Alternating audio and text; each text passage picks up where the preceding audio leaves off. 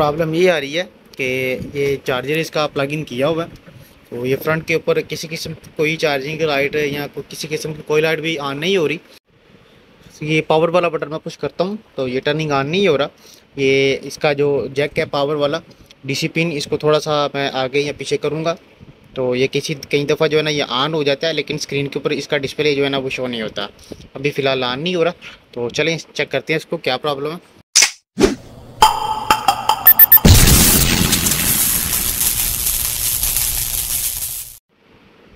बिस्मिल्लाहिर्रहमानिर्रहीम। जी दोस्तों, अल्लाह के फ़ज़ल और उसके करम से आज फिर एक नई इन्फो के साथ मैं आपकी खिदमत में हाज़िर हूँ।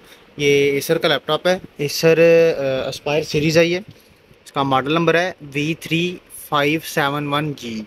इसको प्रॉब्लम ये आ रही है कि ये चार्जर इसका प्लग इन किया हुआ है, तो ये फ्रंट के ऊपर किसी किस्म की कोई चार्जिंग की लाइट या कोई किसी किस्म की कोई लाइट भी ऑन नहीं हो रही। ये पावर वाला बटन मैं पुश करता हूँ तो ये टर्निंग ऑन नहीं हो रहा। ये इसका जो जैक है पावर वाला डीसी पिन, इसको थोड़ा सा मैं आगे या पीछे करूँगा तो ये कई दफ़ा जो है ना ये ऑन हो जाता है, लेकिन स्क्रीन के ऊपर इसका डिस्प्ले जो है ना वो शो नहीं होता। अभी फ़िलहाल ऑन नहीं हो रहा, तो चलें चेक करते हैं इसको क्या प्रॉब्लम है। इसको उसके लिए ओपन करना पड़ेगा, तो बिस्मिल्लाह इसको सबसे पहले ओपन कर लेंगे। बैक से इसके स्क्रू वगैरह इसके ओपन कर लेंगे। तो ये सबसे पहले इसकी बैटरी जो है ना ये निकालते हैं बाहर। बिस्मिल्लाह, बैटरी ओपन हो गई है। अब ये स्क्रू ओपन करके तो इसका कवर जो है ना ये उतार लेंगे।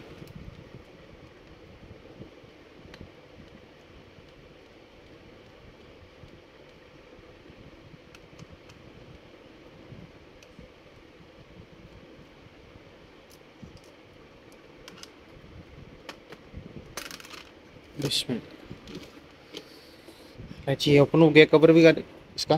तो अभी ये स्क्रू उसके टोटल जितने भी लगे हुए हैं बैक के ऊपर, ये स्क्रू ओपन करके तो ये मदरबोर्ड निकाल लेंगे बाहर इसका।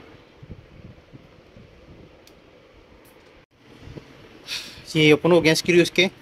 तो अभी ये फ्रंट से जो है ना इसका कीबोर्ड वगैरह ओपन कर लेंगे। ये कंप्लीट कीबोर्ड वगैरह इसका ओपन कर लेंगे। तो बिस्मिल्लाह, नीचे भी ये स्क्रू ओपन कर लेंगे कीबोर्ड के।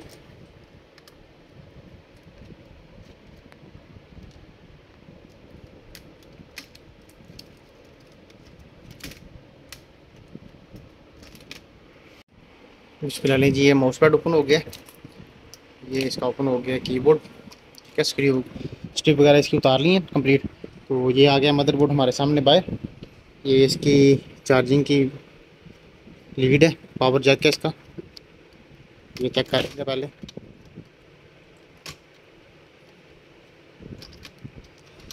बिस्मिल्लाह, इसकी वायर चेक कर लेंगे पहले। वायर तो नहीं इसकी टूटी हुई, ठीक है। उसके बाद फिर बोर्ड का चेक करते हैं। वो पहले इसको टर्निंग ऑन करेंगे, फिर आगे चेक करते हैं इसको। जी बिस्मिल्लाह, ये पिन इसकी ओपन की है तो पिन तकरीबन ठीक है इसकी। अभी ये इसका मदरबोर्ड जो है ना टोटल निकाल लेंगे बाहर। मदरबोर्ड बाहर निकाल के तो फिर इंशाल्लाह इसको चेक करते हैं कि ये टर्निंग ऑन क्यों नहीं हो रहा प्रॉपर। बिस्मिल्लाह जी, ये बोर्ड आ गया इसका बाहर।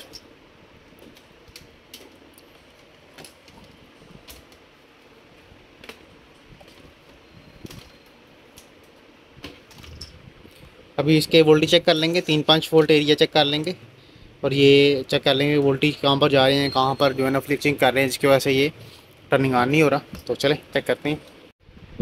जी बिस्मिल्लाह, ये चार्जर इसको प्लग इन की है तो ये चीज़ चेक करें।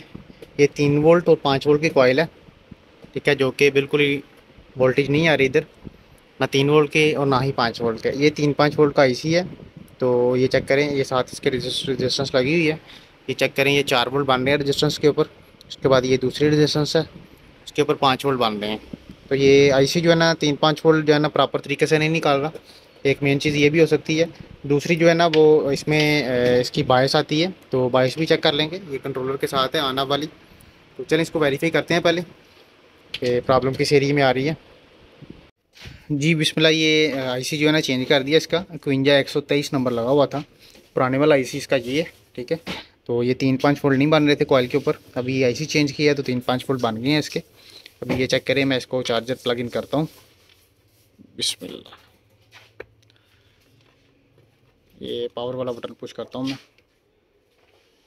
तो ये चीज़ चेक करें, ये मदरबोर्ड ऑन हो गया, ठीक है, प्रोसेसर भी हीट होना स्टार्ट हो गया। तो अभी इसको कंप्लीट जो है ना पैक करके तो फिर इसका इंशाल्लाह डिस्प्ले लेते हैं।